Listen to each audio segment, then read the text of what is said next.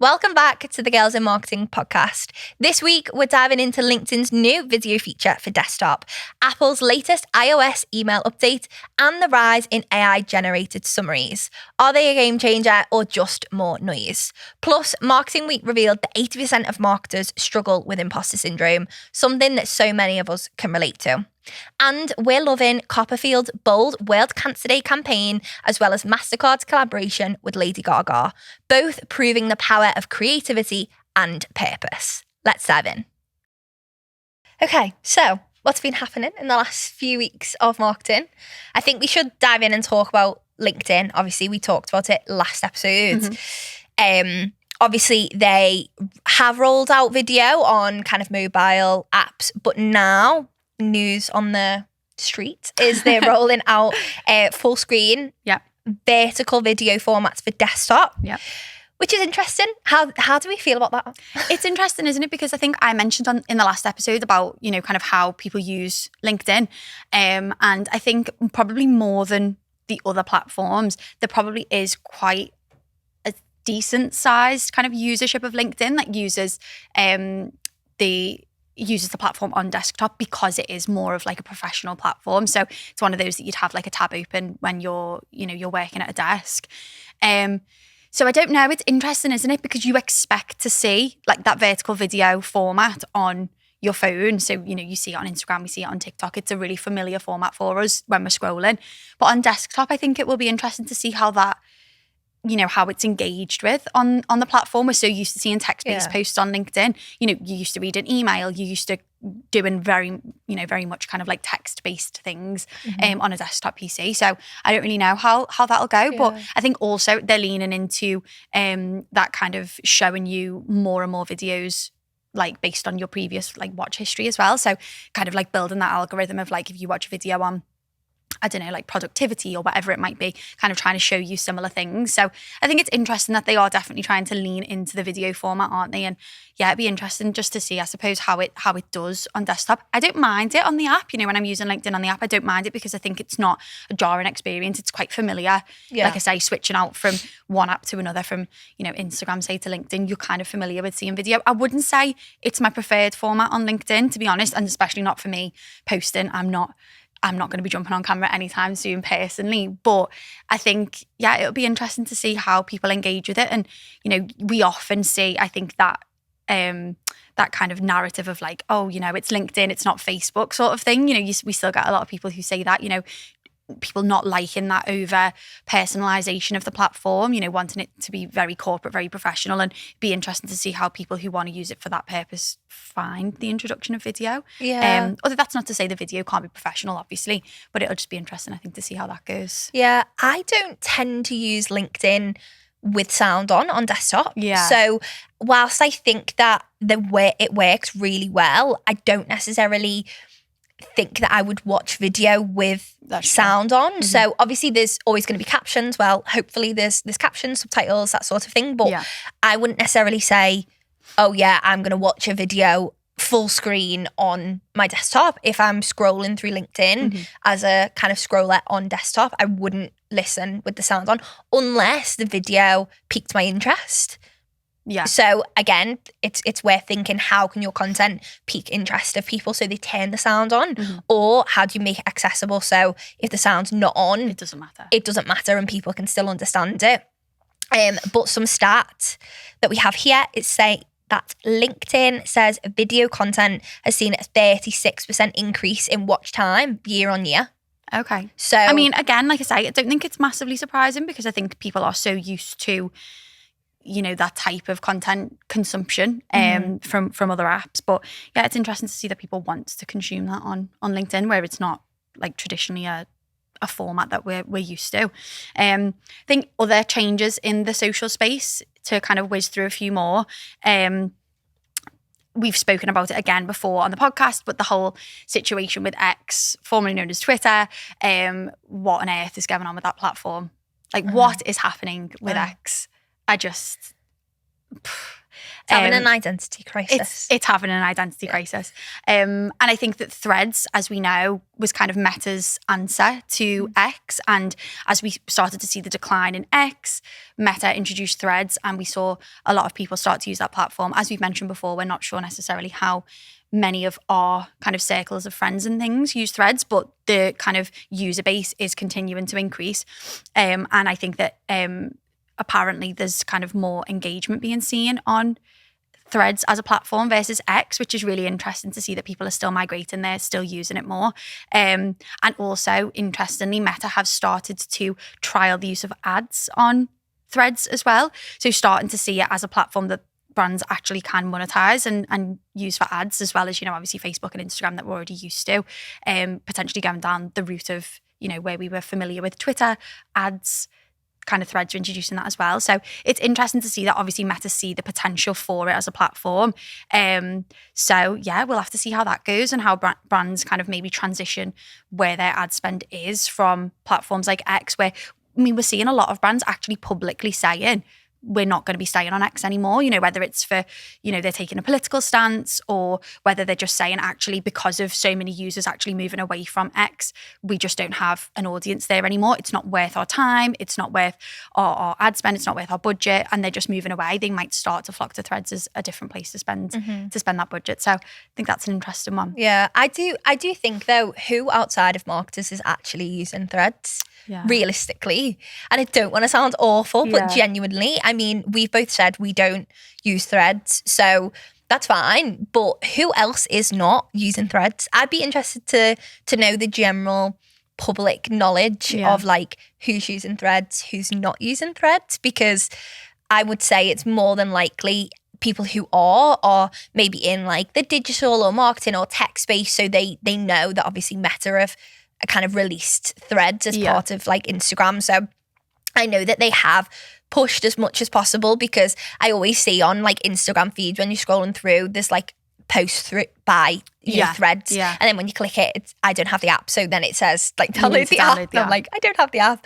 I have had it, but I just didn't use it as much, and I just felt like it was taking up space really. So yeah, I think we'll be interested to see how that goes. And also, as you say, what brands actually put their money into Threads as a platform. It could be a really good platform for people who want to target marketers or people in like the tech or digital space. I know that there are a lot of people in the tech space that are flocking to Blue Sky, which is another platform, kind of an open source alternative to X as it is now, which is interesting, but I don't know an awful lot about the types of people that are flocking there. So again, something to think about is what, where is your brand? Where is your audience? Making sure you're going to those platforms wherever they are. Yeah, I think that's the most important thing, isn't it, for anyone listening about, thinking about, will we currently use X? And maybe they do spend kind of ad budget on X, or they're thinking about where do they start to spend that, and is Threads worth investing in for them? Obviously, it's at kind of very early stage of rolling out the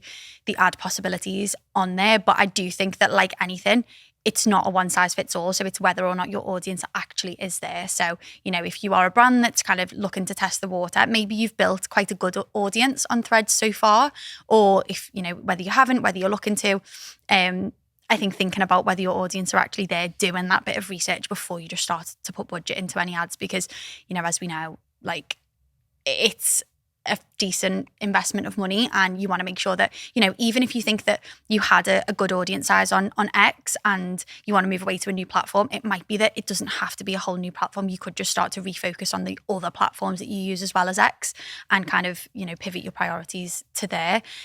So yeah, this is not our advice to go and start throwing all of your budget into ads on Threads, but maybe see if there's any potential there for you. Yeah. Okay. So moving away from social, because I feel like there's always something going on in social, but they're probably the main things for us. Want to talk a little bit about email. So there's been tons of changes in email over the last few years.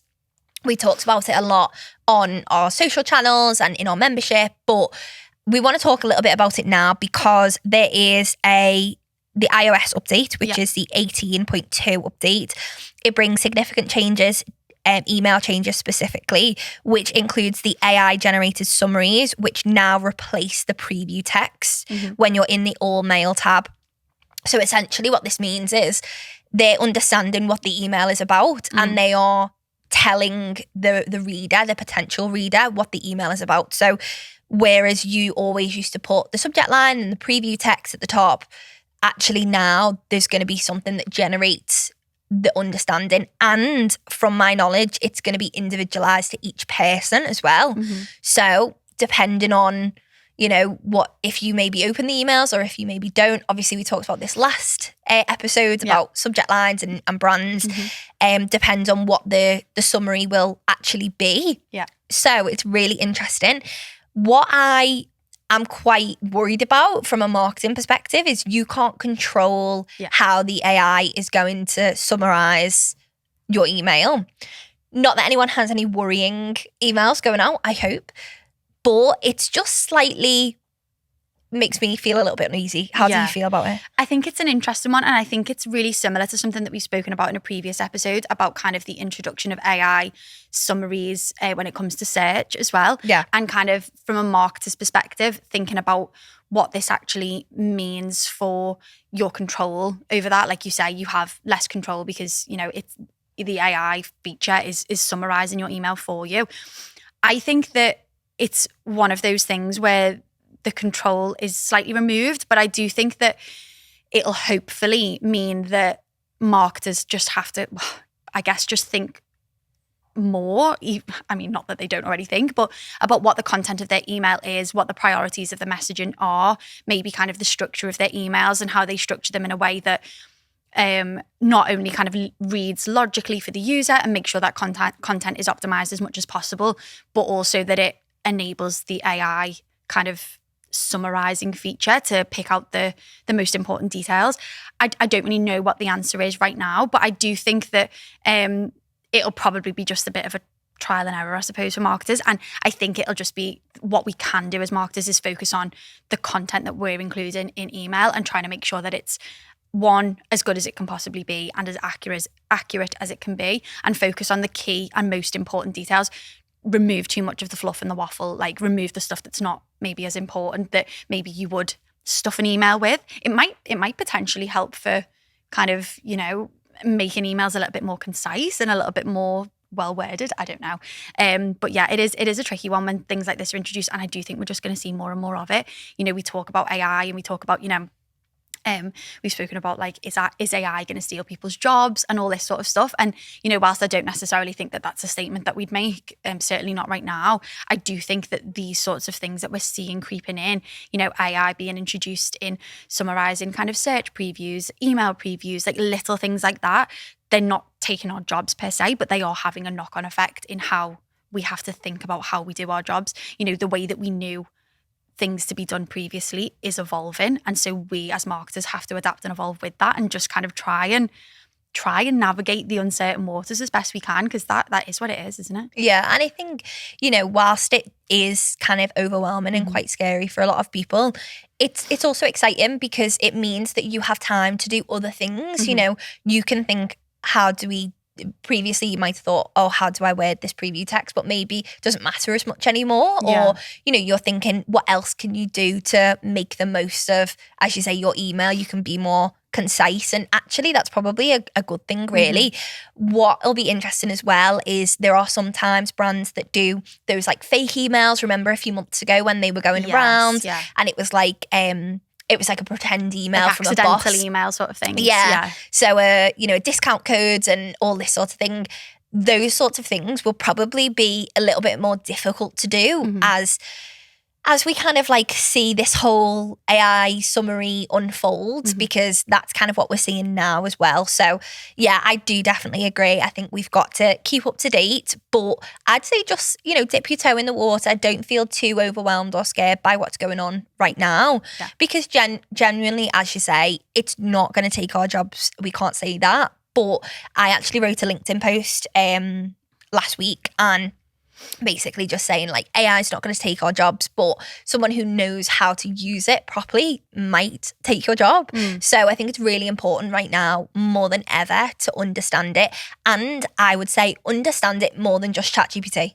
You know, don't just say, oh, me knowing AI is going on ChatGPT and asking it to write something for me. Yeah. Really understand it and utilize it as much as you can. There's so many tools out there that can really, really help you. You know, if you're just using the free version of ChatGPT, that is fine. But try and dig deeper than just simple sort of admin tasks and, you know, captioning and stuff like that. Dig really, really deep. Find something that would genuinely change your life, make it so much easier. Yeah. And that without question, you'll learn to love it. And, you know, eventually we'll get to the point where everyone's like, we love AI. Yeah, we'll see. Speaking of AI, interested to see what you think of this. Okay. So, new research from Lightrix and the American Marketing Association reveals a significant divide in AI usage across marketing roles. And actually, there's a gap between kind of marketing executives and slightly more senior roles and like very entry-level marketers. And so when I first read this, I don't know about you, but my assumption was that potentially the more kind of entry-level marketers would be more inclined to using AI and it'd be something that they'd be more kind of, you know, leaning into exploring. But actually the research suggests the opposite. Okay. So for example, the research says that 61% of marketing executives use AI every week compared to just 42% of entry-level marketers. And that nearly 2/3 of executives have received formal AI training, while only around 34% of their junior colleagues have had the same training. So when I started to kind of dive a bit deeper into the research and read it, that was kind of like a bit of a, oh, okay, well, maybe that's why.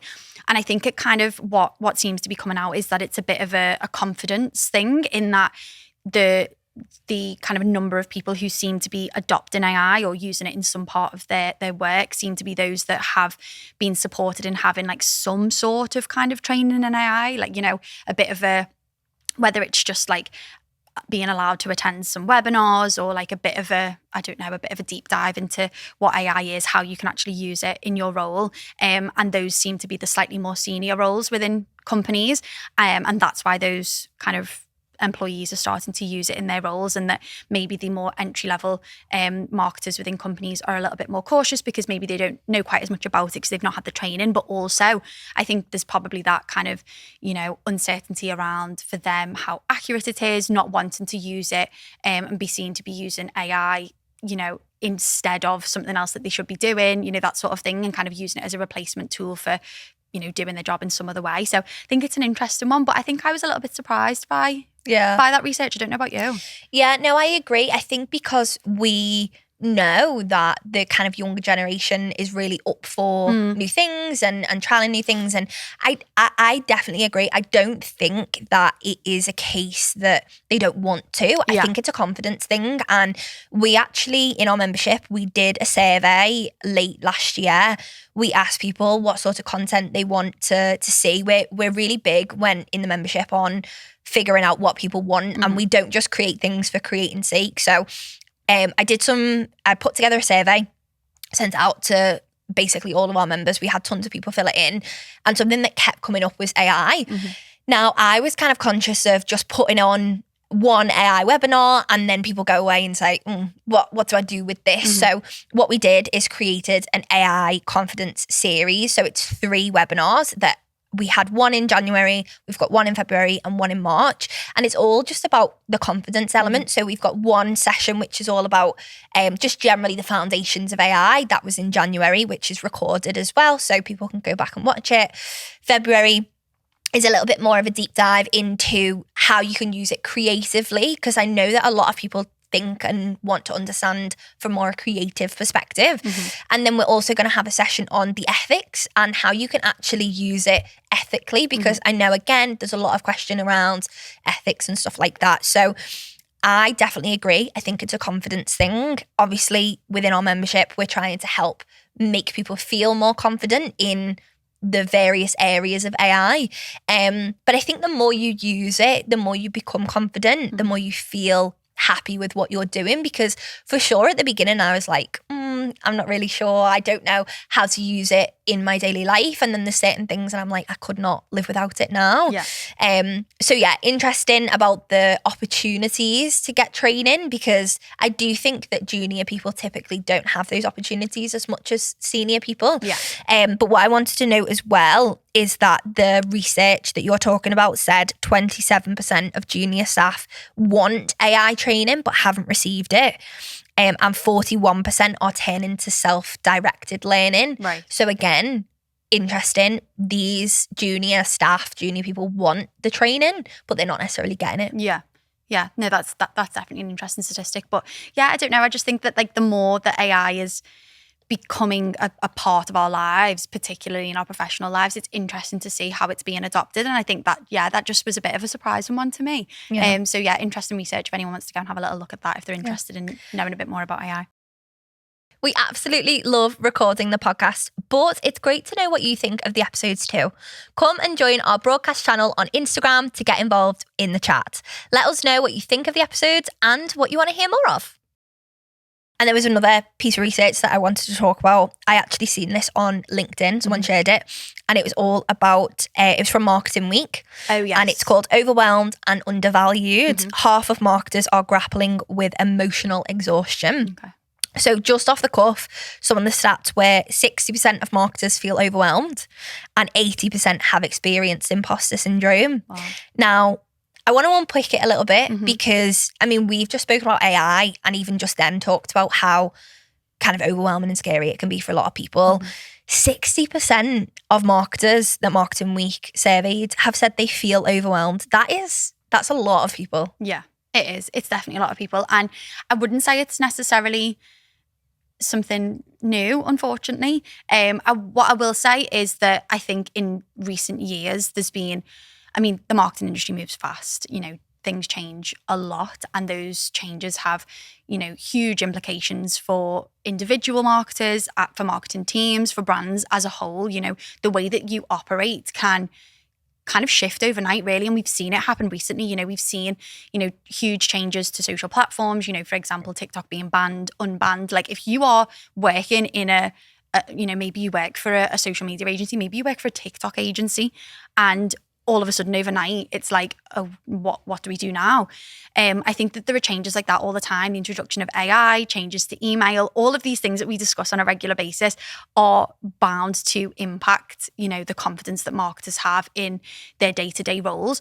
What I will say that it is that, overwhelm can potentially be as a result of those sorts of things. It'd be interesting to know, obviously they're just kind of like top level stats. It'd be interesting to know whether or not the report kind of dives a little bit deeper into kind of like some of the causes of those things, but, whether or not there's other factors at play, due to kind of, unsupportive management or, kind of overwhelm in terms of like marketers having to take on too many different responsibilities, because we see that a lot. It's something that I speak to people within our community about sometimes, is that I think one of the things, and we've spoken about this before on the podcast, but one of the things about working in marketing is that I think unlike some other industries, there are so many different areas of marketing that if you work for a business that gets that, it's amazing, because you can specialize in a niche, you get the support that you need to really focus and hone in on that area of marketing.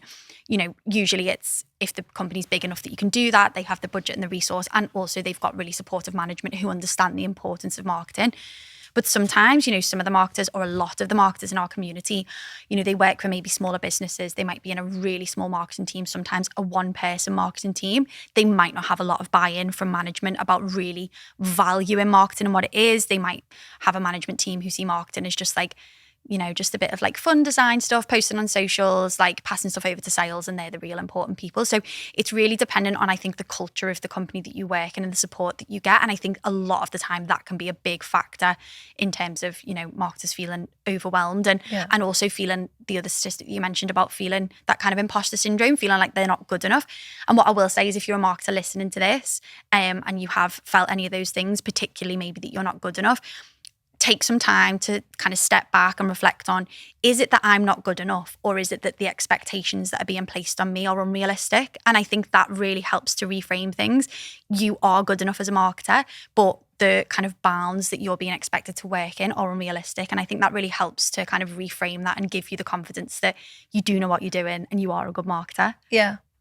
I love that. Very inspirational.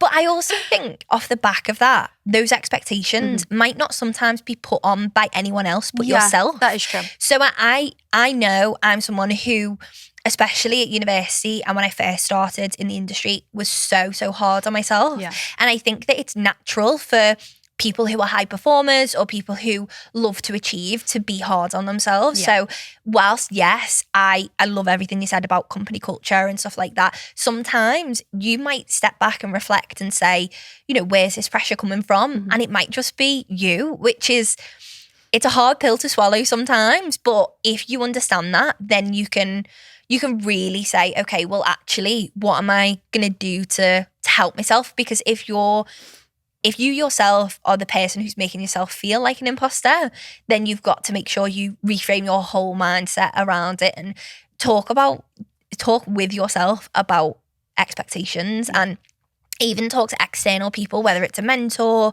or if you have someone supportive in your workplace, a manager that you can talk to. That I think is really important. And I think, yeah, it does sometimes result in that imposter syndrome if you're super hard on yourself. But genuinely, I think that uncomfortable feeling is a sign of the fact that you're growing, especially if you are someone who typically kind of is quite hard on yourself from an expectation perspective. So yeah, I love all of that. Yeah, definitely agree. Let's talk about questions answered. So obviously this is a segment. Yeah. We're going to have you answer our questions today. I thought that it would be really good to talk a little bit because we had a question from a marketing student about internships. But generally, I think this can be applied to lots of different things. So it doesn't just have to be marketing students and internships. I'd love to know what truly makes an applicant stand out in a competitive marketplace, internship marketplace, is said. Beyond grades, a CV, what skills, experiences, or strategies can help students secure their dream marketing internship? Yeah. I think this is a really interesting question and something that we are asked so many times. And we have actually recorded podcast episodes previously about topics like this, about, you know, how to create your own opportunities, how to make yourself stand out. It is something that I think people find increasingly difficult. And, you know, I think that a lot of students, you know, this question is particularly in reference to students, but it applies to anyone looking to break into marketing. Maybe it's to progress, maybe it's to change career. Is that, you know, how do I stand out beyond the experience that I've got that I feel like everybody else has already got as well? And what I would say is, you know, take some time to really think about, okay, what skills have I got? What have I done? Lay it all out. What have I done? You know, if you're a visual person, write it all down, you know, make it kind of into something visual. What have I done? And go beyond just the, you know, I've done this module, I've done that module, I've done whatever it is. Think about things that you've done more broadly in your life. Think about the kind of skills that you've learned as a result of those experiences and how they can translate into transferable skills that are really useful in marketing. What I will say is that, you know, if you're going for an interview and you want to stand out against other people who've maybe got a marketing degree or they've, you know, got a really good CV or whatever it is, you know, what else you can bring to the table is really important. So it might be that whilst you've been studying or whilst you've been in another job wanting to get into marketing, you've taken on additional responsibilities within your role to help you kind of build some marketing skills. Maybe you've volunteered or undertaken some placements that have helped you to build up your skills. Maybe you've not actually had the opportunity to do any of those things because you've got a lot of other stuff going on in your life, but you've actually developed a really strong and adaptable skill set from those experiences. Don't undervalue what you've actually done as an individual outside of the working world and outside of marketing altogether. That can actually really help you to stand out for employers. You know, employers hear all the time, you know, oh, I did this placement and I volunteered doing this. That's all great, but how you can actually demonstrate the significance and the impact of what that has done for you as a person, I think is really kind of, you know, undervalued sometimes. So, you know, show how what you've done as a person has turned you into someone that would be an incredible hire for that team. Try and we say this all the time about writing CVs, you know, you should, yes, have a CV, but you want to try and really kind of build out your CV to be specific to the roles that you're applying for. It's the same when you go for an interview. If you have an interview, you know, talk about how your experiences have made you the perfect person to fit within that team specifically. So, you know, if you know the type of team that they are, how they work, what their culture is, show how you as a person are a really good fit for that.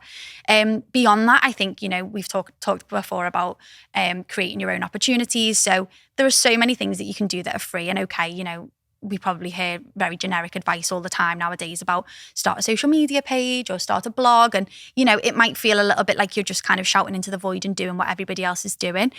But if you can find something that you're genuinely passionate about, it doesn't have to be related to marketing at all. And I think this is sometimes where people go wrong. They think they've got to start a page where they share marketing tips. You don't have to do that. You can show your marketing skills by creating content about something that you really care about. And the chances are, if you create a social media page or a TikTok, or you write a blog, or you do whatever about something you're passionate about, you're going to do it better than just writing about stuff that you're not particularly bothered about. So spend some time thinking about if there are any ways that you can do things for free. Find opportunities to volunteer if that's something that's accessible to you. See if you can find placements, but do things that show that you are going out of your way to kind of build those opportunities. If you want to hear more about us rambling on about this, we've got previous podcast episodes. And then the other thing that we talk about a lot, I think, is kind of trying to build up your network. I think we hear people saying that, oh yeah, I'm using LinkedIn because I need to build up my network, and just this kind of like a tick box exercise. It doesn't have to be LinkedIn. LinkedIn's a really good place to start. But I think try and start to network, but be purposeful with your networking. Have something in mind. And what I mean by that is not go to a networking event with 10 questions you need to ask people, but just be purposeful with, what do I actually want to achieve through building up my professional network? What answers do I want to know? What do I want to know more about the industry?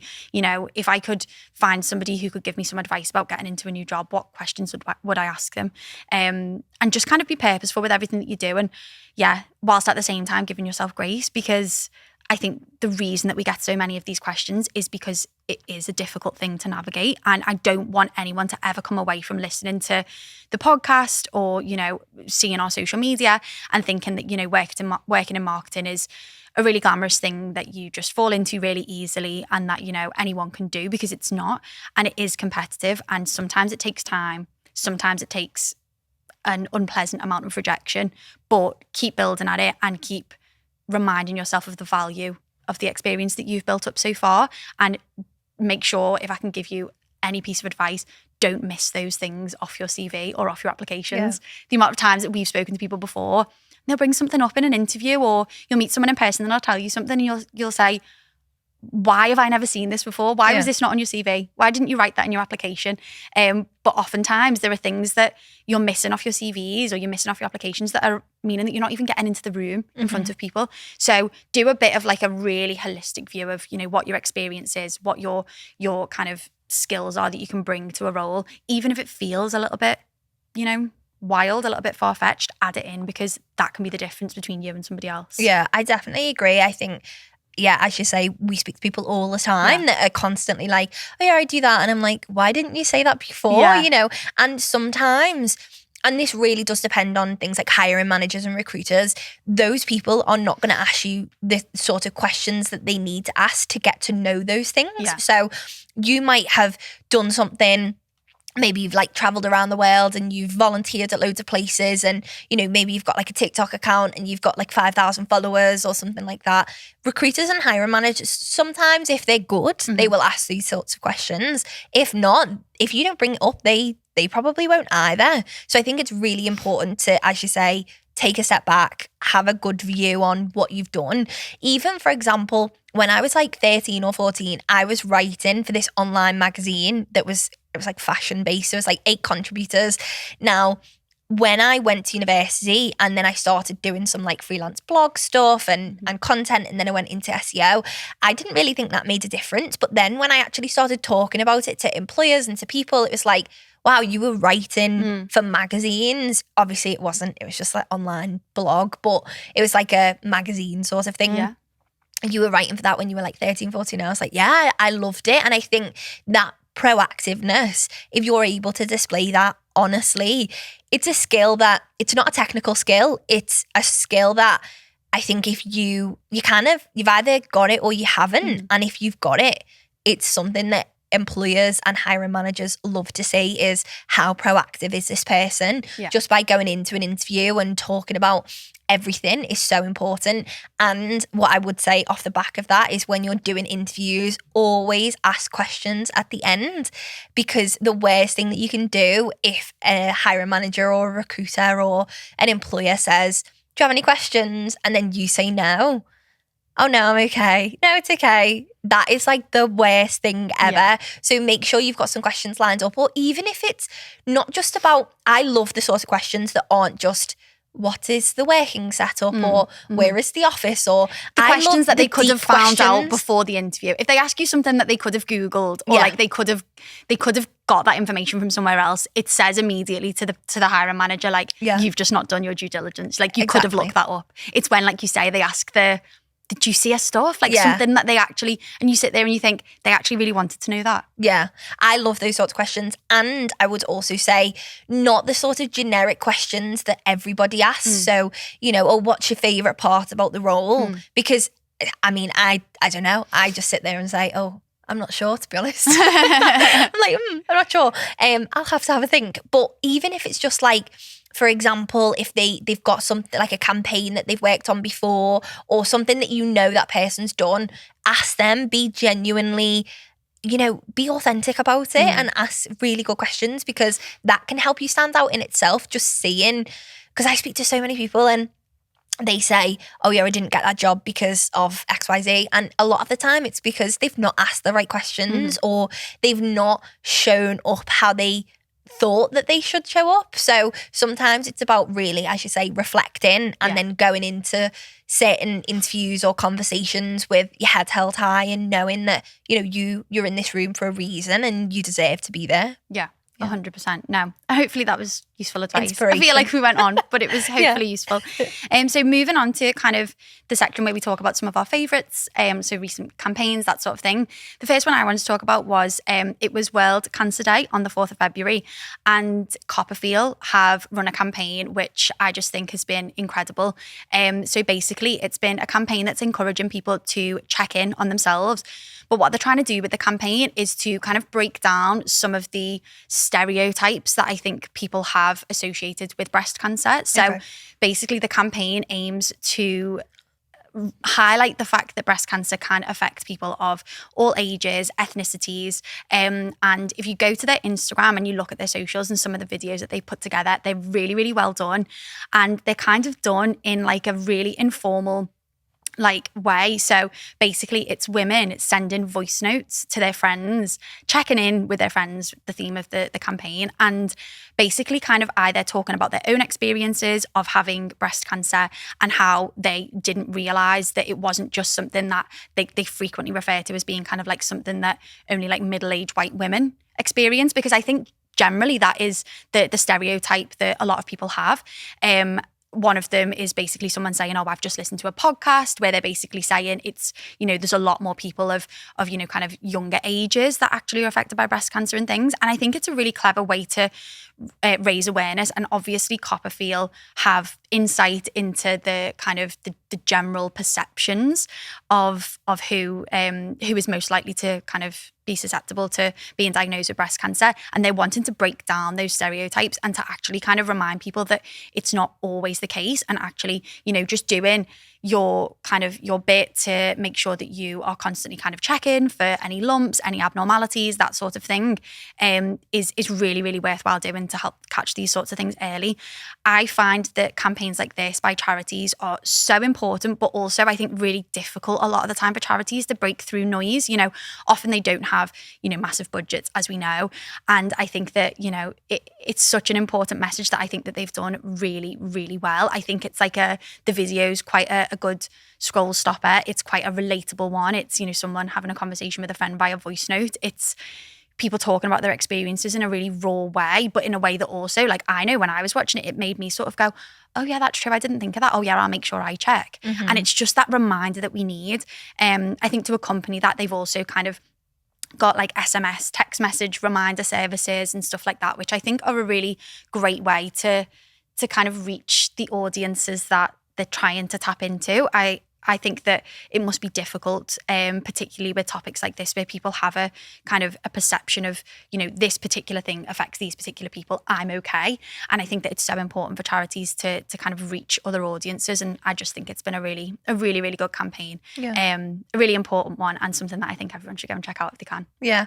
No, I think that definitely the voice note element of it feels relatable, as you say. It's real. It's just really human, isn't it? Exactly. And I think the more that charities can tap into that, the more it does make you think, because, we talk a lot in marketing about how do campaigns get sales or get leads or, generate traffic. And actually with charities and non-profits especially, they're more concerned with the awareness piece than 100%. They are with how do we generate leads and that sort of thing. So the more that they can create campaigns that people talk about, the better, because the more awareness that it actually brings. Talking about, again, on the topic of cancer, which is quite hardcore, but we stay on that topic. Obviously, with it being World Cancer Day, last week, was it? 4th Feb. I seen actually one campaign driving in here today. I don't think it's new, but it is the one by Teenage Cancer Trust, which it's an out of home, and it says cancer care wasn't made for young people, and then wasn't is crossed out. I haven't actually seen this before, but I know we were talking before and you've seen it quite a bit. I know it's not a new one, but again, I think those sorts of campaigns are really, really nice to see, that the brands, the charities, they're not afraid of going against the grain, because they're the things that are going to make people talk. And that's what's so important about charity campaigns is, what would you talk to your friends about? Like you say with the Copperfield one, what if you went to a dinner party, or if you went out with your friend to dinner, what is something that you would talk about outside of the realm of just in the office and saying, oh, that's a good campaign? I think they're really hard hitting and really nice in a weird sort of way, but in a good way. So, these sorts of charities are really getting the word out there for certain things, whether it's breast cancer or teenage cancer and that sort of thing. I agree. And I think the out of home one, the teenage cancer one, I think what I really like about it as well, just from very much just from a marketing perspective, is that the way that it's worded as well is really good, because like you said, it says, cancer care wasn't made for young people. They've crossed out the wasn't, and they've just added a subtle comma into it. So it's cancer care made for young people.